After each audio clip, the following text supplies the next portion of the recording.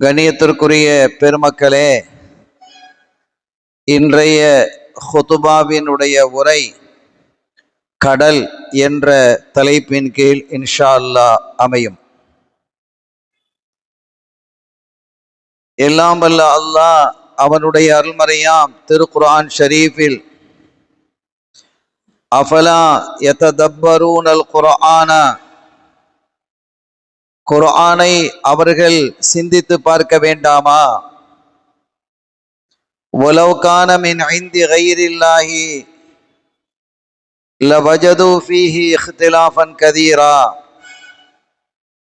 இந்த குர்ஆன் அல்லாஹ்விடம் இருந்து அல்லாமல் வந்திருந்தால், இது அல்லாஹ்விடமிருந்து வந்ததுதான், அது வேறு யாரிடமிருந்து வந்திருந்தால் அதிலே நிறைய இஹ்திலாஃபுகள், மாறுபட்ட வேறுபட்ட கருத்துக்களை தான் மனிதர்கள் பெற்றுக்கொண்டிருப்பார்கள். எனவே நீங்கள் குர்ஆனை ஆய்வு செய்யுங்கள் என்கிறான். இன்னொரு இடத்தில் சொல்லுகிறான், அஃபலா யததப்பரூனல் குர்ஆன அம் அலா குலூபின் அக்ஃபாலுஹா. அவர்கள் குர்ஆனை சிந்தித்து பார்க்க வேண்டாமா, அல்லது அவர்களுடைய இதயங்களில் பூட்டு போடப்பட்டிருக்கிறதா என்று அல்லாஹ் கேட்கிறான். பூட்டிட்டானா ஒன்றும் செய்ய முடியாது. இதயங்கள் திறந்திருந்தால் நீங்கள் குர்ஆனை ஆய்வு செய்யுங்கள். ஆய்வு செய்த பெருமக்களினுடைய கருத்துக்களை கேளுங்கள், அதை படியுங்கள், வாசியுங்கள் என்று இந்த குர்ஆனினுடைய வசனம் நம்மை தூண்டுகிறது. அந்த வகையிலே ரப்புல் ஆலமீன் அல்லாஹ் இந்த உலகத்தில் பல்வேறு படைப்புகளை படைத்திருக்கிறான். அவைகளை எல்லாம் நீங்கள் சிந்தித்து பாருங்கள் என்கிறான். ஜும்மாவுடைய தொழுகையிலேயே அஃபலா யன்துரூன இலல் இப்லி கைஃப குலிகத், நீங்கள் பார்க்க வேண்டாமா இந்த ஒட்டகம் எப்படி படைக்கப்பட்டிருக்கிறது என்று. ஆடு படைக்கப்பட்டிருக்கிறது, மாடு படைக்கப்பட்டிருக்கிறது, சிங்கம், புலி, கரடி, எத்தனையோ இருக்குல்ல. இந்த உயிரினத்தை மட்டும் ஏன் சொல்கிறான் என்று நாம் யோசிக்கணும். நாம் ஒட்டகத்தை பற்றி கடந்த முறை பேசி இருக்கிறோம். வாய்ப்பு கிடைத்தால் இன்னொரு முறை இன்ஷா அல்லாஹ் பேசுவோம். அதே மாதிரி வானம் எப்படி உயர்த்தப்பட்டிருக்கிறது என்று பார்க்க வேண்டாமா? இந்த பள்ளிவாசலு எத்தனை தூண் இருக்குது? இவ்வளவு இந்த பள்ளிவாசலுக்குள்ள வானத்திற்கு ஏதாவது தூண் இருக்கா? இவ்வளவு பிரம்மாண்டமா இருக்கே, உலகம் முழுவதும் விரிஞ்சிருக்கே, தூண் இல்லாமல் நான் எப்படி நிலைநிறுத்தி வைத்திருக்கிறேன் என்பதை பார்க்க வேண்டாமா? மலைகளை எப்படி நாம் நிறுத்தி வைத்திருக்கிறோம் என்பதை பார்க்க வேண்டாமா? பூமியை எப்படி விரித்து வைத்திருக்கிறோம் என்று பார்க்க வேண்டாமான்னு அல்லாஹ் கேட்கிறான். அதெல்லாம் படிங்க, பாருங்க, சிந்திங்க. காரணம் என்னன்னா, அது சிந்திக்க சிந்திக்க அல்லாஹ்வின் மீது அன்பும் பிடிப்பும் அவன் மீது வைத்திருக்கக்கூடிய நம்பிக்கையும் தவக்கலும் அதிகமாகும்.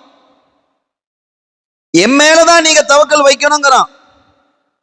அதற்கு நீங்கள் என்னுடைய படைப்பினங்களை நீங்கள் படியுங்கள், வாசியுங்கள், அதை கற்று தெரியுங்கள் என்கிறான். எந்த அளவிற்குன்னா, ஒரு ஹதீஸ் வருது, 1 மணி நேரம் குர்ஆனினுடைய வசனங்களை சிந்திப்பது என்பது 1 வருஷம் ராத்திரி நின்று தொழுவதை விட சிறந்ததுங்கிறான். ராத்திரி பூரா 1 வருஷமா நின்று தொழுகிறாரு. அதை விட சிறந்தது எது என்றால் 1 மணி நேரம் அல்லாஹ்வினுடைய படைப்புகளை சிந்திக்கிறது. என்ன ஆச்சரியம் என்று. அந்த வகையிலே அல்லாஹ்வினுடைய மாபெரும் படைப்புகளில் ஒன்றாக இருக்கக்கூடிய கடல், நம்ம ஊர்லயும் கடல் இருக்கு. இந்த கடல் என்ற வார்த்தையை மட்டும் அல்லாஹ் குர்ஆனிலே 21 இடங்களிலே சொல்கிறான். 21 இடத்துல கடல், பஹர் என்று அல்லாஹ் குறிப்பிடுறான். 4 இடங்களில் பஹரைன் என்று குறிப்பிடுகிறான். 2 கடல்கள் என்கிறான். பஹரைன் ஒரு நாடு இருக்கு, ஆனா குர்ஆன்ல சொல்வது பஹரைன் என்பது 2 கடல்கள். 2 கடல் சந்திக்குதுங்கிறான். பல கடல்கள் சந்திக்குது, பல கடல்கள் இருக்குது. இங்கே 2 கடல்கள் சந்திக்கிறது என்று அல்லாஹ் குறிப்பிட்டதனுடைய நோக்கத்தை நம்ம பின்னால சொல்லுவோம். மிக ஆச்சரியமான ஒரு படைப்பு கடல். அன்பிற்குரிய பெருமக்களே, இந்த கடல்கள் இத்தனை வகைகள் இருக்கிறது என்பதை கண்டுபிடிக்கப்பட்டது 19ஆம் நூற்றாண்டில். இப்ப 21வது நூற்றாண்டு, 19வது நூற்றாண்டுல தான் என்ன செய்யப்பட்டிருக்குது, இந்த கடல்களை கண்டுபிடிக்கப்பட்டிருக்குது. ஆனா கண்மணி ஸல்லல்லாஹு அலைஹி வஸல்லம் அவர்கள் திருக்குர்ஆனின் வாயிலாக இந்த கடல்களை பற்றிய நுட்பமான விஷயங்கள் எல்லாம் அப்பவே சொல்லிட்டாங்க. 15 நூற்றாண்டுகளுக்கு முன்பாகவே என்ன செஞ்சிட்டாங்க, இதை சொல்லிட்டாங்க. அது ஒரு பெரிய ஆச்சரியம் இல்லையா? இந்த கடல் இருக்க, பூமியில கடலினுடைய பகுதி தான் அதிகம். இந்த பூமியினுடைய நிலப்பரப்பு, பூமியினுடைய பரப்பு மொத்தத்துல 510 மில்லியன் சதுர கிலோமீட்டர். இந்த பூமி 510 சதுர கிலோமீட்டர். இதுல 71% கடல் தான், 29% தான் தரை. அப்படின்னா பாத்துக்கங்க, கடல் தான் அதிகமா இருக்குது, 3 மடங்கு அதிகமா இருக்கு. 29% தான் தரை இருக்கிறது. 71% கடலாக அது நீரில் சூழப்பட்டிருக்கிறது. இந்த கடல்களை 2 வகையாக அறிஞர்கள் பிரிக்கிறாங்க. குர்ஆன் அதையெல்லாம் ரொம்ப அழகா பேசுது. அது பேசுறது நீங்க பாருங்களேன், என்ன ஆச்சரியமாக இருக்கிறது. ஆனா இன்றைக்கு ஆய்வாளர்கள் சொன்னதை நம்ம சொல்லிட்டு வர்றோம். பாருங்க, கடலை 2 வகையாக பிரிக்கலாம். ஒன்னு கடல், இன்னொன்னு பெருங்கடல். சி ஓஷன் அப்படின்னு சொல்றான்ல, சீனா கடல், ஓஷன்டா பெருங்கடல். இந்த 2 வகையாக பிரிக்கலாம். பெருங்கடல்கள் என்று எடுத்துக்கொண்டால் உலகத்திலே 5 பெருங்கடல்கள் இருக்கிறது. பசிபிக் பெருங்கடல் இருக்கிறது, அட்லாண்டிக் பெருங்கடல் இருக்கிறது, இந்திய பெருங்கடல் இருக்கிறது, தெற்கு பெருங்கடல் இருக்கிறது, ஆர்டிக் பெருங்கடல். இந்த 5 பெருங்கடல்கள் தான். சிறு கடல்கள், அதாவது கடல்கள், கடல்கள் என்றாலே சிறு கடல்கள் என்று அர்த்தம். அது நிறைய இருக்கு. அது அளவால் ஆழத்தால் சின்னதாக இருக்கும், குறைவாக இருக்கும். ஆனால் எல்லா சிறு கடல்களும் பெருங்கடல்களோடு இணைந்துதான் இருக்கும். உலகத்திலேயே பெரிய கடல் என்று எடுத்துக்கொண்டால் பிலிப்பைன் கடல் தான். பெருங்கடலை சொல்லல, கடல். சிறு கடல்ல பெரியது இருக்கிற சிறு கடல்கள்லயே ரொம்ப பெருசு எதுன்னா பிலிப்பைன்ல இருக்கக்கூடிய கடல் தான். ஆக அந்த கடல்களிலேயே சிறிய கடல் எது என்று எடுத்துக்கொண்டால் துருக்கியில் இருக்கக்கூடிய மர்மரா என்ற கடல், அது துருக்கியில இருக்குது. இது கருங்கடலையும் ஏஜியன் என்ற கடலையும் இணைத்து வைக்கிறது. நம்ம இதையெல்லாம் ஏன் பேசுறோம்னு சொன்னா, நம்ம பள்ளிக்கூடத்துல போய் பிள்ளைகள் படிக்கிறாங்க, நாமளும் படிச்சோம், பூகோளம் படிச்சோம், சயின்ஸ் படிச்சோம், கடலை பத்தி வான பத்தி படிச்சோம். இது எல்லாமே குர்ஆன் பேசுகிறது. குர்ஆனை நாம் எப்படி தெரிந்து வைத்திருக்கிறோம், எப்படி தெரியணும் என்பதை விளக்குவதற்காக குர்ஆன் சொல்லுகிறது, நீங்கள் சிந்தியுங்கள் சிந்தியுங்கள் சிந்தியுங்கள் என்று திரும்ப திரும்ப சொல்லுதல். அட நீங்க சிந்தித்து பாரு, என்னுடைய ஆற்றல் என்ன என்பது தெரியும். அல்லாஹ்வினுடைய ஆற்றலை, வலிமையை நாம் புரிந்து கொள்வது என்பது நின்று வணங்குவதை விட சிறந்தது. அல்லாஹ், ரசூல் ஸல்லல்லாஹு அலைஹி வஸல்லம் அதை சொல்றாங்க. ஆக உலகத்திலேயே பெரிய கடல், கடல் என்று 2 விதமா பிரிச்சுட்டோம். கடல் என்பது வேறு, பெருங்கடல் என்பது வேறு. இப்ப கடலை பத்தி பேசுறோம். உலகத்திலேயே பெரிய கடல் என்று எடுத்துக்கொண்டால் அது பிலிப்பைன் கடல் தான். சிறிய கடல் என்று எடுத்துக்கொண்டால் அது துருக்கியில் இருக்கக்கூடிய மர்மரா என்ற கடல், அது கருங்கடலையும் ஏஜியன் கடலையும் இணைக்கிறது. மிகப்பெரிய பெருங்கடல் என்று எடுத்துக்கொண்டால் அது பசிபிக் பெருங்கடல். சிறிய பெருங்கடல் என்று எடுத்துக்கொண்டால் ஆர்டிக் பெருங்கடல். இதுல ஆச்சரியமான விஷயம் என்னன்னா, ஆழமான கடல் என்று எடுத்துக்கொண்டால் அது பிலிப்பைன் கடல் தான். அதுல ஒரு ஆழமான கிட்டத்தட்ட 11 கிலோமீட்டர் உள்ள இருக்கு. 11 கிலோமீட்டர் அந்த கடலினுடைய ஒரு பகுதியில 11 கிலோமீட்டர் உள்ள போகுது. ஆத்தூரையெல்லாம் தாண்டி நம்ம நிமித்தி பாருங்க, அப்ப எவ்வளவு ஆழம் இருக்கு நீங்க பாருங்க. அதற்குள்ள கடல் மலைகள் இருக்கிறது. எவ்வளவு பெரிய அல்லாஹ் எவ்வளவு குதிரத்தை உள்ள வச்சிருக்கிறான் நீங்க பாருங்களேன். அதற்குள்ள கடல் மலைகள் இருக்கிறது. இன்றைய ஆய்வாளர்கள் சொல்றாங்க, உலகத்திலேயே ரொம்ப பெரிய மலை என்று எடுத்துக்கொண்டால் இமயமலை, எவரெஸ்ட். அதுக்கு மேல எவரெஸ்ட் இருக்குது. அந்த எவரெஸ்டினுடைய பூமியின் மட்டத்திலிருந்து நேரா நம்ம போனோம்னு சொன்னா அது 9 கிலோமீட்டர் போகணும். எவரெஸ்டினுடைய உச்சியை தொடுவதற்கு 9 கிலோமீட்டர்கள். நம்ம இப்படி எல்லாம் போறோம்னா இப்படிதான் போகணும், கொடைக்கானல் போறோம். ஆனா இப்படி போனோம்னு சொன்னா 9 கிலோமீட்டர் நேரம் வானத்துக்கு மேல போகணும். ஆனால் அந்த கடலினுடைய ஆழம் 11 கிலோமீட்டர் ஏறக்குறைய, அதை விட பெரியதாக அது இருக்கிறது. கடல் மலைகள் அதற்குள்ளே இருக்கிறது என்ற பல்வேறு அதிசயங்களை பற்றி இன்றைக்கு ஆய்வாளர்கள் பேசுறாங்க. நிறைய கடல்கள்ல பார்க்கலாம் இந்த பாறைகள் இருக்கும். பவளப்பாறைகள் பல இடங்கள்ல, இலங்கை போன்ற நாடுகள்லாம் அது இருக்கு, கொஞ்சம் கொஞ்சம் சின்னதாக இருக்குது. உலகத்திலேயே அதிகமான மிகப்பெரிய பவளப்பாறை எங்க இருக்கிறது என்று சொன்னால் ஆஸ்திரேலியால இருக்கு. உலகத்திலேயே அதுதான் ரொம்ப பெரிய பாறை. இதுல பெரிய ஒரு ஆச்சரியம் என்னன்னா, கொஞ்ச காலத்துக்கு முன்னால நம்ம ஊர் கடல்ல நைட்ல கடல்ல வெளிச்சம் வருதான் நான் போய் பார்த்தேன். எல்லாம் போய் பார்த்தா அது வெளிச்சம் வந்தது. கடல்ல இருந்து அலை அடிக்கும் போது பளிச்சுன்னு வெளிச்சமா வருது. அது என்னமோ அதிசயம், அப்படி அதெல்லாம் ஒண்ணும் இல்லை. எங்க சில சமயங்கள்ல நுண்ணுயிர்கள் அதிகமாக கலந்தால், ஆய்வாளர்கள் எழுதுறாங்க, நுண்ணுயிர்கள் அதிகமாக கலக்கும் பொழுது அந்த கடலிலே இரவின் போது வெளிச்சம் தென்படும் என்று ஆய்வாளர்கள் எழுதி வச்சிருக்கிறாங்க. கடல் கூறு ஆய்வாளர்கள் இது சம்பந்தமாக நிறைய விஷயங்களை எழுதுறாங்க. இந்த கடலினுடைய பலன்களை பற்றி குர்ஆன் அழகா பேசுகிறது. நான் எவ்வளவு பெரிய பாக்கியத்தை கடலின் மூலமாக நான் உங்களுக்கு தந்திருக்கிறேன் அல்லாஹ் சொல்றான். கடலின் மூலமாக எத்தனை விதமான பாக்கியங்களை நான் உங்களுக்கு வழங்கி இருக்கிறேன். முத்து கிடைக்குது. யஹ்ருஜு மின்ஹுமல் லுஅ்லுஉ வல் மர்ஜான் ஃபபிஐ ஆலாஇ ரப்பிகுமா துகஸிபான். அல்லாஹ் கேக்குறான், அதிலிருந்து அந்த கடலில் இருந்து லுஅ்லு முத்துக்கள் வருகிறது, ஒல் மர்ஜான் பவளங்கள் வருகிறது. அதெல்லாம் வெளியே வருதா இல்லையா? இன்னொரு ஆயத்துல சொல்றான், அப்படி எல்லாம் வரும் பொழுது அதையெல்லாம் நீங்கள் அணிந்து ஆபரணங்களாக அணிந்து சந்தோஷிக்கிறீர்களே, அதெல்லாம் உங்களுக்கு வெளிப்படுத்துறது யாரப்பா? நான் இல்லையா? உங்களுக்கு எவ்வளவு நான் வழங்கி இருக்கிறேன். அந்த கடலில் இருந்து முத்துக்களையும் பவளங்களையும் நான் உங்களுக்கு தருகிறேனே.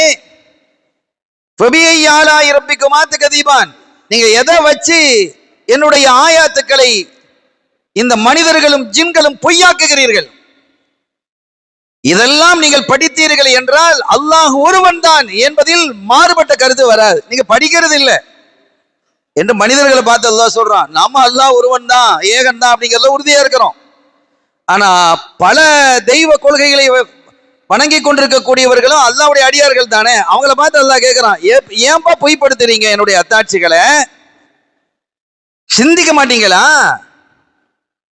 கடலில் இருந்து எவ்வளவு அற்புதமான பொருள்களை நான் உங்களுக்கு தருகிறேன் என்கிறான்.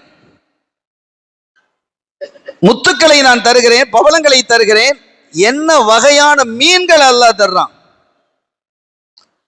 ஒரு நாளைக்கு நம்ம ஊர்ல எத்தனை மீன் பிடிபடுது? சின்ன மீன், பெரிய மீன், சின்ன சின்ன குட்டி மீன்லாம் இருக்கோம் இல்லையா, வெள்ளாம்பொடி, அந்த மாதிரி சாலை மீன், எத்தனை ஆயிரம் மீன்கள் இங்க பிடிபடுது. வரிசையா கடல் இருக்கக்கூடிய பகுதிகளில் எல்லாம் 1000 லட்சம் கோடி கணக்கான உலகம் முழுவதும் மீன்கள் பிடிபடுகிறதா இல்லையா? கடல்ல மீனே இல்லாம போயிடுச்சு அப்படின்னு வருதா? என்னைக்காவது மீனே கிடையாது அப்படிங்கிறது வருதா? சில சமயம் அரசு என்ன செய்கிறது என்றால், அது இனப்பெருக்க காலம் என்பதால் மீன் பிடிப்பதற்கு சில பகுதிகளில் சில நாட்கள் தடை விதிக்கும். அந்த மீன் அதிகமாக இன்னும் அதிகமாக கிடைப்பதற்கு நீங்கள் எப்படி இருந்தாலும் மீன் கிடைக்கதான் போகுது. ஒரு நாளைக்கு நம்ம யோசிச்சு பார்க்கணும், கோடிக்கணக்கான மீன்கள் கடலிலே பிடிக்கப்படுகிறது, பல கோடி மீன்கள். இந்த பக்கத்துல இந்த தூத்துக்குடி துறைமுகம் இருக்குது, அங்க இந்த நைட்ல மீன் மார்க்கெட்டுக்கு நீங்க போய் பாருங்களேன், இவ்வளவு மீன் கடல்ல இருக்கான்னு நம்ம நினைப்போம். அது ஒண்ணும் இல்லை. கடலை பொறுத்த வரைக்கும் அந்த மீன்களை பார்த்தாலே நமக்கு பெரிய ஆச்சரியமாக இருக்கிறது. அப்ப அதெல்லாம் சுப்ஹானல்லாஹ், அல்லாஹ்வுடைய குத்ரத்துல்லாஹ், அது அல்லாஹ்வுடைய வல்லமை. வகை வகையான மீன்கள், அதை குறித்து நாம் பேசுவோம். என்ன வகையான மீன்கள்லாம் அல்லாஹ் வச்சிருக்கிறான்னு பாருங்க. ஹதீஸ்லயும் அது சம்பந்தமா வருது. அதே மாதிரி உப்பு கடல்ல தான் கிடைக்குது. கடல் நீர் இல்லைன்னா உப்பு இல்லை. உப்பு இல்லா பண்ணோம் குப்பை இல்லைன்னு நம்ம சொல்லி வச்சிருக்கிறோம். அப்போ ஒரு உணவு நல்லா இருக்கணும் அப்படின்னு சொன்னா அதுக்கு உப்பு அவசியம், அளவோடு இருக்கணும் உப்பு. உப்பு இல்லாத பண்டத்தை சரியா சாப்பிட முடியாது. சில பேருக்கு நோய், உப்பு திங்க கூடாதுன்னு வச்சிருக்காங்க. அவங்களுக்கு என்ன செய்யறது? நசீப் இல்லை, உப்பு திங்கிறதுக்கு நசீப் இல்லைங்கிறது தான். ஆனால் உப்புங்கிறது எல்லா உணவுகளிலும் கலக்கக்கூடியது, எல்லா உணவுகளிலும் கலக்கக்கூடிய ஒரு அற்புதமான ஒரு உணவு அது கடல் தருகிறது. அது மாத்திரமல்லாமல் மழை உருவாகுகிறது என்றால் அது கடலின் வழியாகத்தான் உருவாகிறது. ஆய்வாளர்கள் பேசுறாங்க. அல்லாஹ் குர்ஆன்ல அதை சொல்றான். நான் ஆயத்துக்களை ஓதி ஓதி சொல்லலாம். அத்தனை வசனங்கள் குர்ஆன் அந்த கடலை பற்றி இருக்கிறது. மழை உருவாகுவது என்பது கடலில் இருந்துதான் உருவாகிறது. கப்பலை பற்றி பல இடங்கள் அல்லாஹ் சொல்றான். நான் கப்பலை உங்களுக்கு ஏற்படுத்தி தந்திருக்கிறேனே, அதன் மூலமாக எவ்வளவு அற்புதமான பயன்களை நீங்கள் பெறுகிறீர்கள், வணிகத்தை எப்படி பெருக்குகிறீர்கள். இன்னைக்கு பிசினஸ் சொன்னா விமான போக்குவரத்தின் மூலமாக நடைபெறக்கூடிய பிசினஸை விட, வியாபாரத்தை விட கப்பல் மூலமாக நடைபெறும் வணிகம் தான் அதிகம், மிக பிரமாண்டமானது, கொஞ்சம் நஞ்சம் அதிகம் அல்ல. ஏன்னா அதுல சார்ஜ் கம்மியா இருக்கும் அப்படிங்கிறதுக்கு எல்லாரும் என்ன செய்வாங்க, கண்டெய்னர் கண்டெய்னர் கண்டெய்னரா எவ்வளவு ஏத்தலாம், நாம் எவ்வளவு சுமைகளை அது தூக்கி கொண்டு செல்கிறது என்பதை நீங்க பார்க்க வேணாமான்னு அல்லாஹ் கேட்கிறான். ஒரு இரும்பு, அந்த இரும்பத்துக்கு கடல்ல போடுங்க வைங்களா, ஒரு இரும்பு துண்டு, ஒரு நம்ம கதவுடைய கொக்கின்னு வச்சுக்கோங்க, அது கடல்ல போட்டா என்ன செஞ்சிடும், உள்ள தாழ்ந்துரும். ஒரு 500 கிராம் அல்லது 1 கிலோ அல்லது ஒரு 1/4 கிலோ இரும்பத்துக்கு கடல்ல போட்டா உள்ள போயிருமா இல்லையா? ஆனால் பல ஆயிரம் டன்களை கப்பல்கள் சுமந்து கொண்டு வருகிறதா இல்லையா இரும்புகளை? இது ஒரு ஆச்சரியம் தானே. இது ஒரு 1/2 கிலோ போட்டா உள்ள போயிடுது. பல்லாயிரக்கணக்கான டன்களை சுமந்து கொண்டு கப்பல்கள் வருகிறது. இந்த கப்பல்களை பத்தி அல்லாஹ் சொல்றான். இன்னைக்கு அவன் சொல்ற கப்பலை இது வரைக்கும் கண்டுபிடிக்க இல்லை. மலை போன்ற உயரமான கப்பல்களை நாம் கடலிலே பயணிக்க செய்கிறோம். மலை அளவிற்கு. அப்ப நம்ம கப்பல்ல பல மாடிகள் இருக்கிறத நம்ம பார்த்திருக்கிறோம், 7 மாடி 8 மாடி. ஆனா மலைகளினுடைய உயரம் என்று சொல்லும் பொழுது கிட்டத்தட்ட 80-100 மாடிகளுக்கு மேல வரணும். அப்படியெல்லாம் கப்பல்கள் இனி வரும். ஏன்னா குர்ஆன் ஏற்கனவே சொல்லிடுச்சு, கடல்களிலே மலை போன்ற கப்பல்களை நாம் செலுத்துவதை நீங்கள் பார்க்கவில்லையா என்று அல்லாஹ் குறிப்பிடுகிறான். அதே மாதிரி இந்த மீன்பிடியின் மூலமாகவும் வியாபாரம் பெறுகிறது. சுற்றுலா, கடலிலே சுற்றுலாவின் மூலமாகவும் வியாபாரங்கள், வணிகங்கள் பெருகி நிற்கிறது. இந்த வணிகம் இது கிடைக்கக்கூடிய பலன்கள். கடல் நீர் என்றாலே நமக்கு ஞாபகம் வருவது எது? உப்பு. உப்பு நீர் தானே. கடல்னாலே உப்பு தான். ஆனா அல்லாஹ் அப்படி சொல்லல. கடலிலே 2 வகை கடல்கள் இருக்குதுங்கிறான் அல்லாஹ். ஒஹுவல்லதி மரஜல் பஹரைனி ஹாதா அதுபுன் ஃபுராத்துன் வஹாதா மில்ஹன் உஜாஜ். நாம் 2 கடல்களை வைத்திருக்கிறோம். ஒரு கடல் எப்படி தெரியுமா? அதுபுன் ஃபுராத்துன், குடிப்பதற்கு மிக இனிமையான ருசியான நீருங்கிறான் அல்லாஹ். அந்த கடல் இது வரைக்கும் கண்டுபிடிச்சிருக்கிறானா என்ன? கண்டுபிடிப்பாங்க. கண்டுபிடிக்கிறதுக்கு காலம் தூரத்துல இல்லை. அல்லாஹ் சொல்லிட்டான், அது இருக்கிறது, கண்டுபிடிக்கக்கூடிய காலம் வருது. இன்னொன்னு வஹாதா மில்ஹுன் உஜாஜ், இன்னொன்னு கடும் கசப்பானது. இது நம்ம கடல், நம்ம பார்க்கக்கூடிய கடல் இதுதான். ஆனால் அதுபுன் ஃபுராத் குர்ஆன் பேசுகிறது, இனிமையான சுவையான நீர், கடல் நீருங்கிறான். சொல்லிட்டு அல்லாஹ் சொல்றான், வஜஅல பைனஹுமா பர்ஸகம் வஹிஜரம் மஹ்ஜூரா. அந்த 2க்கு மத்தியிலே, அந்த நல்ல தண்ணி உப்பு தண்ணியிலேயோ உப்பு தண்ணி நல்ல தண்ணியிலேயோ கலந்து விடாமல் இருப்பதற்கு ஒரு திரையையும் உடைக்க முடியாத தடையையும் நாம் வைத்திருக்கிறோங்கிறான். ஒரு ஆச்சரியம் இல்லையா? உடைக்க முடியாத தடை என்கிறான். இப்ப சில கடல்களை நீங்க அங்க பார்த்தா பர்துபை துபை எல்லாம் சொல்லி வச்சு கடலையே ஊருக்குள்ள கொண்டு வந்து அப்படி சுத்தி கடலை திருப்பி விட்டுறான். இது கடல்னு வைங்களேன், இது ஊர்னு வைங்களேன். இந்த கடலை இப்படி வாய்க்கால் மாதிரி வெட்டி திருப்பி அப்படியே கொண்டு வந்து விட்டுறான். கடல்களை என்ன செஞ்சிட்டாங்க, நிறைய துறைமுகங்களை விரிவாக்கி கடலுக்குள்ளேயே கொண்டு போயிட்டாங்க. கடல்கள்ல எத்தனையோ சிறிய சிறிய நகரங்களை உருவாக்கி இருக்கிறாங்க. அப்ப இவ்வளவு செய்யக்கூடிய மனிதனுக்கு இந்த கடலை அவன் கண்டுபிடிப்பான். எந்த கடலை? நன்னீராக இருக்கக்கூடிய கடலை கண்டுபிடிப்பான். ஆனால் அந்த திரை, 2க்கு மத்தியில் இருக்கக்கூடிய திரையை உடைக்க முடியாதுங்கிறான். அங்கிருந்து இங்கேயே, அங்கிருந்து அங்கேயே கொண்டு போக முடியாதுங்கிறான். பர்ஸகன் வஹிஜரம் மஹ்ஜூரா.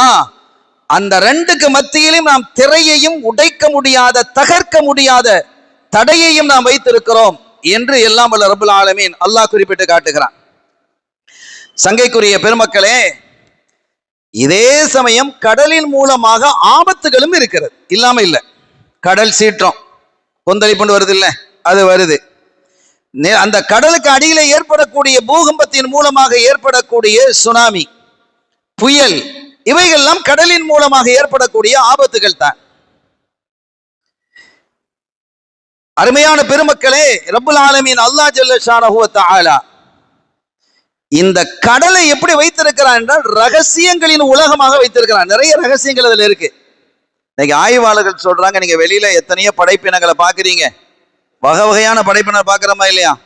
இந்த ஜூக்கு போனா புதுசு புதுசான பறவைகள்லாம் இருக்கு, வகை வகையான பறவைகள் இருக்கு, கலர் கலராக பறவைகள் இருக்குது. அதனுடைய தோகைகள், அதனுடைய இறக்கைகள் எவ்வளவு வித்தியாசமாக இருக்கிறது. ஆச்சரியமான படைப்புகளை நம்ம பார்க்கிறோம். கேள்விப்படாத மிருகங்களை எல்லாம் பிடிச்சிடாது. அந்த நாட்டில் உள்ளது, ஆஸ்திரேலியா உள்ளது, அண்டார்டிகால உள்ளதுன்னு கொண்டு வந்து வச்சிருக்கிறான் பேரை போட்டு. அதே மாதிரி பல வகையான மரங்கள், மரங்களுக்கு என்று இடங்களை வச்சிருக்கிறான். சில இடங்களை நட்டி வச்சிருக்கிறாங்க. சில மலேசியாவுக்கு ஒரு தடவை நம்ம போயிருந்த சமீபத்தில் போயிருக்கும் போது இந்த மரங்கள் கனி இருக்கக்கூடிய ஒரு தோட்டத்துக்கு கூட்டிட்டு போனாங்க. அது அரசாங்கத்துக்கு உள்ளது, அது அவங்களுடைய வாகனத்துல தான் போகணும். அப்போ ஒரு பார்ப்பதற்கு அழகான பழம் ஒண்ணு அவர் அழைச்சிட்டு போறவர் சொல்றாரு, மரங்களில் இருந்து எந்த பழத்தையும் நீங்க பறிக்க கூடாது, கீழே கிடக்கிறத நீங்க சாப்பிடலாம். ஆனா எல்லா பழமும் சாப்பிடக்கூடியது தான். நீங்க இந்த தோட்டத்தில் இருக்கக்கூடியது எது கீழே கிடந்தாலும் நீங்க சாப்பிடலாம். ஏன்னா எல்லாம் வாட்ச் பண்ணிக்கிட்டு இருப்பாங்க. நீங்க எங்கேயாவது மரத்தில் பறிச்சுக்கின்னு சொன்னா எக்கச்சக்கமா ஃபைனை போட்டு தீட்டிடுவாங்க, பாத்துக்கங்க. எல்லாம் கேமரா இருக்குதுன்ட்டான். காடு. அப்போ உள்ள போறோம், ஒரு அழகா பார்க்கறதுக்கு ரொம்ப அழகான ஒரு மஞ்சள் நிற பழம். அந்த பழத்தை கீழே தான் கிடக்குது, ஆள் கொண்டா எடுத்தோம். இது சாப்பிடலாமா? சாப்பிடுங்க, ஆனா உங்களால சாப்பிட முடியாது, அவ்வளவு பயங்கரமாக புளி கொண்டார். என்ன வாயில வச்சு பாருங்க. வாயில வச்சு பார்த்தா சுபஹானல்லாஹ், நம்ம புளி இருக்குல்ல, புளியை விட ஒரு 100 மடங்கு புளிப்பா இருக்கும். வாயில வைக்க முடியுமா? கீழே எரியலாம், மட்டும் கீழே எரியாதீங்க, வச்சுக்கங்க, நான் சொல்லும் போது நீங்க எரிஞ்சுக்கிடலாம் அப்படின்ட்டார். என்னன்னு தெரியல. அதுக்கப்புறம் அப்படியே போறோம். போகும்போது இன்னொரு இடத்துல போயிட்டே இருக்கும்போது அந்த அவர் விவரம் சொல்லிக்கிட்டே வர்றார். சின்ன சின்ன சிகப்பு பழங்கள். இந்த பழங்களுக்கு பிறகு மேஜிக் ஃப்ரூட் அப்படிங்கிறான். இதை நீங்க இந்த பழத்தை மட்டும் பறிக்கிறதுக்கு அனுமதி, ஏன்னா இது கீழே சீக்கிரம் உதிராது, பொடி பொடி பழமா தான் சீக்கிரம் உதிராது இல்ல, இதை பறிக்கிறதுக்கு அனுமதி இருக்குது, இதை மட்டும் நீங்க பறிச்சுக்கிடலாம், சாப்பிடுங்க. சாப்பிட்டா அப்படி ஒரு இன்பம். ஹயாத்திலேயே அப்பதான் சாப்பிட்டு இருக்கிறோம், அந்த பழத்தை பார்த்ததும் அப்பதான். அப்ப சாப்பிடுகிறோம். சாப்பிடும் போது அது இனிப்பாக, கடுமையான இனிப்பு, நல்ல இனிப்பாக இருந்தது. சாப்பிட்டு முடிச்சாச்சா, இப்ப நீங்க கையில ஒரு பழம் வச்சுக்கிறீங்களே புளிப்பு, இப்ப அதை சாப்பிடுங்கன்னாங்க. சார் இது கடுமையான, இப்ப சாப்பிடுங்க அதை அப்படின்னா. சாப்பிட்டா அந்த பழம் இனிக்குது, இதுக்கு பேர் தான் மேஜிக் பழம். அல்லாஹ் எப்படி வச்சிருக்கிறான் நீங்க பாருங்க. இதை சாப்பிட்டுட்டு இந்த பழத்தை சாப்பிடணும், அப்ப இந்த பழம் புளிக்காது, இனிக்கும் என்றார். இப்படி ரப்புல் ஆலமீன் வகை வகையான படைப்புகளை வைத்திருப்பது போன்று உலகத்துல எத்தனை வச்சிருக்கிறான். அதை விட அதிகமான ஆச்சரியமான படைப்புகள் கடல்களுக்குள்ள இருக்கு. கடலுக்குள்ள ரப்புல் ஆலமீன் வித்தியாசமான படைப்புகளை வச்சிருக்கிறான். இந்த கடல் இருக்குது, அந்த ரகசியங்களினுடைய உலகம் என்று குறிப்பிடுகிறார்கள்.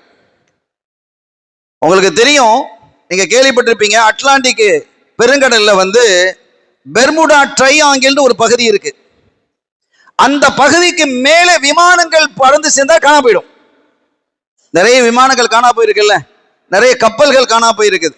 இன்னைக்கு வரைக்கும் அது ஏன் காணாமல் போகிறது, அதை ஏன் கண்டுபிடிக்க முடியல. அதற்கு பெர்முடா ட்ரையாங்கிள் என்று பெயர் வச்சிருக்கிறான். அட்லாண்டிக் பெருங்கடல்ல அது இருக்கு. அப்ப பல ரகசியங்களை ரப்புல் ஆலமீன் அல்லாஹ் தஆலா என்ன செஞ்சிருக்கிறாங்க, வைத்திருக்கிறான். இன்னொன்னு நீங்க பாருங்க, அரபு நாடுகளில் எண்ணெய் கிணறுகள் இருக்குல்ல, ஆயில்ஸ் நிறைய கிடைக்குது, பெட்ரோல் டீசல் கிடைக்குதா இல்லையா? பெரும்பாலும் அந்த கிணறுகளை அல்லாஹ் எங்க வச்சிருக்கிறான் அப்படின்னா கடல்களுக்குள்ளதான் இருக்கு, தரையிலையும் இருக்கு. ஆனால் அதிகபட்சமான அந்த எண்ணெய் கிணறுகள் என்பது கடல்களுக்குள்ள இருப்பது என்பதுதான் ஆச்சரியமானது. இந்தியாவிலேயும் இந்தியாவினுடைய நம்ம நாட்டை எடுத்துக்கிட்டோம்னா கிழக்கே வந்து வங்காள விரிகுடா, மேற்கே வந்து அரபு கடல், தெற்கிலே இந்திய பெருங்கடல் இருக்கிறது. பெரும்பாலும் இந்த கடல் எப்படி இருக்கும் என்றால் நில மட்டத்திலிருந்து சற்று கீழே தான் இருக்கும் பெரும்பாலும். ஆனால் சில இடங்களில் மாத்திரம் அந்த நில மட்டத்தை விட சற்று உயரமாக கடல் இருக்கிறது. ஆனால் அங்கேயும் மக்கள் வாழ்றாங்க இல்ல, லட்சத்தீவுலாம் இருக்குல்ல, அதெல்லாம் கடல் மட்டத்தை விட லட்சத்தீவு கீழே இருக்கு. அது முழுக்க முழுக்க முஸ்லீம்கள் வாழக்கூடிய ஒரு ஊர், அது தீவு அது. ஆனால் கடல் மட்டத்தை விட அது கீழே தான் இருக்கு. பாதுகாப்பா இருக்கா இல்லையா? அதே சமயத்தில் கடல் மட்டத்துக்கு மேல இருக்கக்கூடிய ஊர்களை எல்லாம் எத்தனையோ கடல் அழிச்சிருக்குதா இல்லையா? இது அல்லாஹ்வுடைய குதரத்து. அவன் நாடிய விதத்திலே அவன் நாடிய விதமாக செய்கிறான் என்பதை குர்ஆன் பல இடங்களில் பேசுகிறது. இந்த கப்பலை பற்றி சொல்லும் பொழுது ரப்புக்குமுல்லதி யுஸ்ஜி லக்குமுல் ஃபுல்க ஃபில் பஹரி லிதப்தகு மின் ஃபضலி, ரப்புல் ஆலமீன் அல்லாஹ் ஜல்ல ஷானஹு வ தஆலா அவன்தான் கடலிலே ஆழ பகுதியிலும் கூட கப்பலை செலுத்துகிறான். எதற்காக? அவனுடைய ரிஸ்கை நீங்கள் பெறுவதற்காக. லிதப்தகு மின் ஃபضலிஹி, அவனுடைய பொருள், அவன் படைத்திருக்கக்கூடிய உணவு, செல்வம், இதையெல்லாம் நீங்கள் பெறுவதற்காக வேண்டி கப்பலை அல்லாஹ் தஆலா கடல்ல செலுத்துறாங்கறான். உலகத்துல முதலாவது கப்பல் செய்தது யாருங்கிறது எல்லாருக்கும் தெரியும், நூஹ் அலைஹிஸ்ஸலாம். அவங்க தான் முதலாவது கப்பலை செஞ்சது. கணியத்திற்குரிய பெருமக்களே, இப்படி ரப்புல் ஆலமீன் கடலுக்கு உள்ள பல்வேறு அதிசயங்களையும் ஆச்சரியங்களையும் ரப்புல் ஆலமீன் அல்லாஹ் வைத்திருக்கிறான். உமர் ரலியல்லாஹு தஆலா அவர்களுடைய ஆட்சி காலம், அவர்களுடைய ஆட்சி காலத்துல சிரியா, ஷாம் அந்த பகுதியை கவர்னராக இருந்து ஆளக்கூடிய பொறுப்பை முஆவியா ரலியல்லாஹு தஆலா அவர்களுக்கு கொடுத்திருந்தாங்க. முஆவியா ரலியல்லாஹு தஆலா யாருன்னா அபூ சுஃபியான் ரலியல்லாஹு தஆலாவுடைய மகனார். உம்மு ஹபீபா ஸல்லல்லாஹு அலைஹி வஸல்லம் உடைய துணைவியார், நம்ம உம்மு ஹபீபா நாயகர் ரலியல்லாஹு தஆலாவுடைய சகோதரர் முஆவியா ரலியல்லாஹு தஆலா ரொம்ப பெரிய அறிவாளி, மிகப்பெரிய ஆளுமை கொண்டவர்கள். சிரியாவை அவங்க என்ன செய்யறாங்க, ஆளுநராக இருந்து அந்த காலத்துல இந்த ஆளுநர்கள்லாம் நீங்க பார்க்கணும், அந்த மக்களுக்கு என்ன தேவை என்பதில் கண்ணும் கருத்துமாக இருந்து செயல்படுவாங்க. எகிப்தினுடைய ஆளுநராக இருந்த அம்ர் இப்னு ஆஸ் ரலியல்லாஹு தஆலா அன்ஹு அவர்கள் எகிப்தினுடைய வளத்தை அற்புதமாக பெருக்கினார்கள். வரலாறு படிச்சு பார்க்கணும். நம்ம ஆளுநர் எப்படி இருக்கிறாரு, எப்படியாவது இந்த நாட்டை, தமிழ்நாட்டை நாசமாக்கணுங்கிற ஆளுநர். உலகத்தில் எப்படியாவது ஆளுநர் கிடைக்குமா? எவ்வளவு கேவலமான ஒரு ஆளுநர் இது, எவ்வளவு அசிங்கமான ஒரு ஆளுமை அது. நீதிக்கு நேர்மைக்கு அப்பாற்பட்ட ஒரு ஆளுநர். ஆக முஆவியா ரலியல்லாஹு தஆலா அன்ஹு அவர்கள் சிறப்பான ஒரு ஆளுநராக இருந்து அவங்க செயல்பட்டாங்க. ஒரு கட்டத்துல ஒரு படை நடத்த வேண்டிய அவசியம் ஏற்பட்டது. அப்போ உமர் ரலியல்லாஹு தஆலா அவங்களுக்கு கடிதம் எழுதுறாங்க முஆவியா ரலியல்லாஹு தஆலா அன்ஹு. இந்த மாதிரி இந்த பகுதிக்கு போகணும், இதெல்லாம் சுத்தி போன ரொம்ப கஷ்டம், கடல் இருக்குது, கடல் வழியா நாங்க பயணம் மேற்கொள்ளலாமா? அது வரைக்கும் கடல் வழியாக சஹாபிகள் யுத்தத்துக்கு போனது கிடையாது. முதல் முறையா அனுமதி கேட்கிறாங்க. யார்கிட்ட? உமர் ரலியல்லாஹு தஆலா கிட்ட கேட்கிறாங்க. இதுல பெரிய ஆச்சரியம் தெரியுமா? அமீருல் மோமினீன் உமர் ரலியல்லாஹு தஆலா சொன்னா பெரிய சாம்ராஜ்யமே நடங்குது. அப்படிப்பட்ட உமர் ரலியல்லாஹு தஆலா கடலையே பார்த்தது இல்லை, கடலை பார்த்ததே கிடையாது. அவங்க திருப்பி அங்க கடிதம் எழுதுறாங்க, சிஃப்லியல் பஹரா, கடல் எப்படி இருக்கும் என்பதை எனக்கு விவரியுங்கள் அப்படிங்கிறான். கடல் எப்படி இருக்குது, ஏன்னா கடல் எப்படி இருக்குது அப்படிங்கறத குர்ஆன் பேசுது. குர்ஆனினுடைய இதுல கடலினுடைய பலன்கள் என்னங்கிறது இப்போ சொல்லப்பட்டிருக்குது. ஆனால் கடலை நேராக அவர்கள் பார்க்கவில்லை என்பதால் அந்த கடல் எப்படி இருக்குது அப்படிங்கறத நேர பார்த்து எனக்கு எழுதுங்கிறாங்க. ஏன்னா கடல் அவங்க நேர பார்க்கக்கூடிய வாய்ப்பு அவங்களுக்கு இருந்து, அவங்க பாதியில கடல் இருக்கு. அப்ப அவங்க எழுதுனாங்க, இன்னி ரஐது ஹல்கன் கதீரா, நான் இந்த கடலை பிரம்மாண்டமா பார்க்கிறேன். எர்கபுஹு ஹல்குன் ஸகீர், அதுல நிறைய கப்பல்ல போறாங்க, படகுல போறாங்க, அதெல்லாம் பார்க்கும்போது கடலோட ஒப்பிட்டு பார்க்கும்போது அது பொடிசா இருக்கு. இப்ப நம்ம இங்க விமானம் பெரிய, இங்கேருந்து அங்க வரைக்கும் விமானம் இருக்கும், வானத்துல பறக்கும்போது இவ்வளவு தானே தெரியுது. சின்னதாயிடுதா இல்லையா? அதே மாதிரி மலைக்கு மேல நின்று பார்த்தா மனுஷர்கள் அப்படி புடிச்சா தருவாங்க, காருகள்லாம் டாய்ஸ் மாதிரி தெரியும். அப்ப அந்த கண் பார்வையினுடைய தன்மைகள் அது. அத மாதிரி இந்த கடல் பிரம்மாண்டமானது. அதிலே போகக்கூடிய பிரயாணிக்கக்கூடியவர்களை பார்த்தால், அவர்கள் பிரயாணிக்கக்கூடிய வாகனங்களை பார்த்தால் அது ஹல்குன் சகீர், சின்னதா தெரியும். சொல்லிட்டு அது சொல்றாங்க, அதுல பிரயாணிக்கும் போது லைச சமாவு லைச இல்ல சமாவு வல்மா, உள்ள போயிட்டேன்னு சொன்னா வானமும் தண்ணி தவிர வேற ஒண்ணும் தெரியாது. நம்ம கப்பல் ஹஜ்ஜுக்கெல்லாம் போறாங்கல்ல, நம்மளும் போயிருக்கிறோம். பார்த்தா கடல் அப்படி எங்க பார்த்தாலும் வானமா தான் இருக்கும், கீழே தண்ணியா இருக்கும், ஒண்ணும் தெரியாது. இப்படி எல்லாம் இருக்கிறது என்று சொன்னதும் உமர் ரலியல்லாஹு தஆலா இந்த அந்த மாதிரி இடத்துல கொண்டு என்னுடைய ரசூலுல்லாஹ்வுடைய உம்மத்தை நான் சங்கடப்படுத்த விரும்பல, நீங்க பயணம் போக வேணான்ட்டாங்க, பயந்துட்டாங்க. அப்புறம் உஸ்மான் ரலியல்லாஹுடைய ஆட்சி காலத்துல தான் அதுக்கு அனுமதி கொடுக்கப்பட்டது. இவங்க பயந்தாங்க, உமர் ரலியல்லாஹு தஆலா. இந்த கடலிலே இருக்கக்கூடிய மீன் வகைகளை பற்றி அற்புதமாக பேசுகிறது, ஹதீஸும் பேசுகிறது. சுறா மீன், திமிங்கல மீன், எலக்ட்ரிக் சாக் அடிக்கக்கூடிய மீன்லாம் இருக்கு. ஒருத்தர் மௌத்தா போனா யாரோ ஒருத்தர், ஒரு விளையாட்டு வேற யாரோ ஒருத்தர் எதிரிகளை கண்டால் தன்னுடைய உடலை பன்மடங்காக பெரிதாக ஆக்கக்கூடிய மீன்களும் இருக்கிறது. வண்ண வண்ண மீன்களை பார்க்கிறோம். ஃப்ளையிங் ஃபிஷ், பறந்து வரக்கூடிய பறக்கு மீன்களை பார்க்க முடிகிறது. டால்பின், மனிதனோடு நட்போடு இருக்கக்கூடிய மீன்கள். இது ஆச்சரியம் இல்லையா? நாம ஹதீதுல படிச்ச ஒரு பெரிய ஆச்சரியமான விஷயம் என்னன்னா, ஸல்லல்லாஹு அலைஹி வஸல்லம் அபூ உபைதா ஆமிர் இப்னு ஜர்ராஹ் ரலியல்லாஹு தஆலா அன்ஹு அவர்களை ஒரு 300 பேர் கொண்ட படைக்கு தளபதியாக ஆக்கி ஒரு யுத்தத்துக்கு அனுப்புறாங்க. அவங்க போகக்கூடிய பகுதி எப்படி இருக்குன்னா கடல் பகுதி தான். அவங்க கடல் பகுதி வழியா போறாங்க.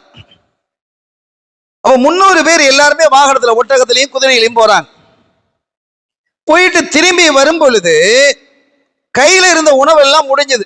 ஒரு நாள், சரி இத்தனை நாள் நம்ம பயணத்துக்கு எவ்வளவு நாள், ஒரு மாசம் அப்படின்னு வரும்போது அந்த ஒரு மாசத்துக்கான உணவை நம்ம வச்சிருப்போம், அல்லது கூட ஒரு 5-6 நாளுடைய உணவு வச்சிருப்போம். ஆனா அதையும் தாண்டிட்டா இந்த காலத்துல லேசு, அந்த காலத்துல அப்படி உணவு கிடைக்காது, உணவு முடிஞ்சு போச்சு. இப்ப என்னாச்சு தெரியுமா? ஒரு இடத்துல தங்க வேண்டிய நிலைமை ஏற்பட்டது, கையில உணவு கிடையாது. உணவு கிடையாததுனால என்ன செஞ்சாங்க, கொஞ்சம் தான் பேரிச்சம்பழம் இருக்குது. பேரிச்சம்பழம் தான் முக்கிய உணவுங்கிறது நமக்கு தெரியும். ஒரு நாளைக்கு ஒரு ஆளுக்கு ஒரு பேரிச்சம்பழம் தான். எப்படி இருக்கும்? ஒரு நாளைக்கு நோம்பு பிடிக்கிறதுக்காவது 3 பேரிச்சம்பழமா சாப்பிடணுமா இல்லையா? ஒரு நாளைக்கு ஒரு ஆளுக்கு ஒரே ஒரு பேரிச்சம்பழம் தான் கொடுத்தாங்க. என்ன வைராக்கியத்தோடு, என்ன ஈமான் உறுதியோடு அந்த சஹாபிகள் இருந்திருப்பாங்க, அது வேற செய்தி. இப்படிப்பட்ட நிலையிலே அதுவும் முடிஞ்சு போச்சு. எல்லாருக்கும் கடும் பசி தாங்க முடியல. எதிரிகள் இப்ப தாக்கினா என்ன செய்யறது? முடியுமா? எல்லாம் எழுந்திருக்க முடியாத நிலைமைக்கு ஆயிட்டாங்க. அது கடல் பகுதி. அந்த சமயத்துல ஹதீதுல வருது, அம்பர் என்ற ஒரு மீன் ஒதுங்கியது. அல்லாஹ் கொண்டு வந்து ஒதுக்கினான். அந்த மீன் ஒதுங்கிய போது அந்த மீனை நாங்கள் சாப்பிட்டோம். 300 பேர் சாப்பிடுறாங்க அந்த மீனை. எத்தனை நாள் சாப்பிட்டாங்க தெரியுமா? அது கெட்டு போக இல்லை பாருங்களேன். 15 நாட்கள் சாப்பிட்டோம். ஹதீதுல அப்படியே இடம்பெறுகிறது. இன்னொரு ரிவாயத்துல 20 நாட்கள் சாப்பிட்டோன்னு வருது. ஒவ்வொரு நாளும் 300 பேர் சாப்பிடுறாங்க. அந்த 300 பேர் நாங்கள் அந்த அம்பரை நாங்கள் சாப்பிட்டோம். 15 நாட்களாக நாங்கள் சாப்பிட்டோம். நல்லா சாப்பிட்டோம், அருமையான உணவாக இருந்தது. இதை ரசூலுல்லாஹ்ட்ட நாங்க சொன்னோம், அல்லாஹ் உங்களுக்கு தந்த அற்புதமான உணவு அப்படின்னு சொன்னாங்க. குர்ஆன்ல மீனை பற்றி சொல்லும் போது லஹ்மன் தரியா, பசுமையான உணவு என்கிறான் அல்லாஹ். மீனை குறித்து சொல்லும் பொழுது ஒரு அருமையான உணவு, உணவுகளிலேயே மிக சிறந்த உணவு, அதாவது நான்வெஜ்ல மிக சிறந்தது எதுன்னா மீன் தான். அப்படிப்பட்ட ஒரு அற்புதமான அம்பர் என்று சொல்லக்கூடியது. இந்த அம்பருக்கு தமிழ்ல மொழிபெயர்க்கும் போது புனுகு திமிங்கிலம் அப்படிங்கிறாங்க. இந்த அம்பரை தமிழ்ல கொண்டு வரும் பொழுது புனுகு திமிங்கிலம் என்கிறாங்க. இந்த திமிங்கிலத்தினுடைய உணவு எப்படி இருக்குன்னா ருசியாகவும் இருக்கும், மனமாகவும் இருக்கும். இதிலிருந்து தான் அந்த அம்பர்லாம், அந்த பீலி கிடைக்குதுலாம் முன்னால எல்லாம் சொல்லுவாங்க. நம்ம ஊர்ல எங்கே கிடைச்சது, ஒருத்தர் எடுத்து பெரிய பணக்காரரான்னு சொல்லுவாங்க. நாங்க சின்ன பிள்ளையாகவும் கேள்விப்பட்டிருக்கிறோம். கடல்ல அது சில சமயங்களில் ஒதுங்கும், அது கிடைச்சா பெரிய அது கொழுப்பு மாதிரி இருக்கும், அதுல இருந்து ரொம்ப காஸ்ட்லி அத்தர்கள் தயாரிக்க முடியும். இது தெளிவாக சொல்லுது இந்த ஹதீதுகள்ல விளக்கம். அப்போ அது மனமாகவும் இருக்கும், அதிலிருந்து மருந்தும் தயாரிக்க முடியும். பல நாடுகள்ல அந்த மீனை, அந்த புனுகு திமிங்கலம் என்று சொல்லக்கூடிய அம்பர் என்ற மீனை வேட்டையாடுவது, பிடிப்பது என்பது பல நாடுகள் தடை விதித்திருக்கிறது, பிடிக்கக்கூடாது அப்படின்னு. ஏன்னா அது ரொம்ப அருகி போய்விட்டது என்பதால்.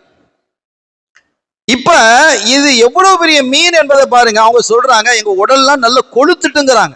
அந்த சஹாபிகள் சொல்றாங்க எங்க உடம்புலாம் நாங்க மீனை சாப்பிட்டு சாப்பிட்டு நல்ல உடம்புலாம் பளபளன்னு ஆயிடுச்சு, நல்ல பளபளப்பா உடல் நல்ல ராகத்தா இருக்கிறது. மீன் மாத்திரை சாப்பிட்றாங்களா இல்லையா?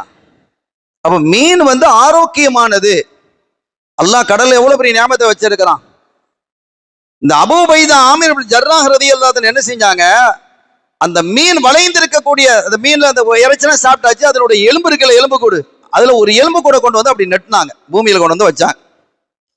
வச்சுட்டு நாங்கள் வாகனிக்கக்கூடிய ஒட்டகத்திலேயே மிகப்பெரிய ஒட்டகத்தை எடுத்துட்டு வந்து எங்கள்லேயே அதிக உயரமாக இருக்கக்கூடியவரை அந்த ஒட்டகத்துக்கு மேல நிக்க வச்சாங்க.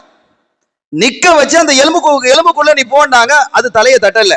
அப்ப எவ்வளவு பெரிய மீன் நீங்க பாருங்க, எவ்வளவு பெரிய அதிசயங்கள். இது ஹதீதுகள்ல அந்த அந்த வார்த்தை ஹதீதிலேயே வருது. இன்னொரு ரிவாயத்தில் அதுக்கப்புறம் என்ன செஞ்சாங்க, அந்த அந்த எலும்பு அப்படி படுக்க வச்சாங்க. படுக்க வச்சு ஒரு சஹாபி என்ன செஞ்சாங்க, 3 ஒட்டகத்தை கொண்டு வந்து அதனுடைய இந்த படுக்க வச்ச ஆரம்பத்தில் அப்படியே வரிசை 3 வச்சாங்க. அதுக்கு மேல பெருசா இருக்குது, அதுக்கப்புறம் 3 வச்சாங்க, அதுக்கு மேல பெருசா இருக்கு, அதுக்கு மேல 3 வச்சாங்க. இப்படி 12 ஒட்டகங்கள் அப்படி படுக்க வச்சாங்க வரிசையா. இங்க இருந்து அங்க வரைக்கும் இருக்குமா இல்லையா? 12 ஒட்டகம் படுத்தா எப்படி இருக்கும்? அதையும் தாண்டி அது இருந்தது என்று ஹதீதில் இடம்பெறுகிறது. இப்படி ரப்புல் ஆலமீன் அல்லாஹ்வினுடைய அத்தாட்சிகளில், குதரத்துகளில் உள்ளது இந்த கடல் என்பது. எனவே இதையெல்லாம் ஆய்வு செய்து அல்லாஹ்வின் மீது பிடிப்பும், அவன் மீது அச்சமும், அவன் மீது அன்பும் அதிகரிக்க வேண்டும்.